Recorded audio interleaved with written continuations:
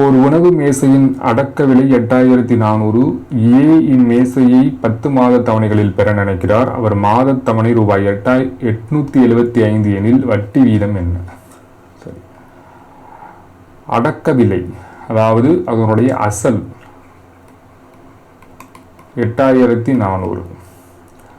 10 மாத தவணைகளில் பெற நினைக்கிறார். 10 மாத தவணை அதாவது மாத தவணை 875. அப்போ 10 மாத தவணையாக மொத்தம் அவர் செலுத்தக்கூடிய அமௌண்ட் 8750. அதாவது 8400 ரூபா பொருளை அவர் 8750 ரூபா கொடுத்து வாங்குறாரு. அப்போ தொகை அப்படின்னு இதை எடுத்துக்கணும். ஸோ வட்டி, தனி வட்டி அப்படிங்கிற ஃபார்முலாக்கு தொகை மைனஸ் அசல் அப்படிங்கிற ஒரு ஃபார்முலா இருக்குது. இப்போ 8750 மைனஸ் 8400. ஸோ வட்டி 0.53 350. ஸோ அவங்க கேட்குறது வட்டி வீதம் என்னன்னு கேட்குறாங்க. So formula SI is equal to PNR divided by 100.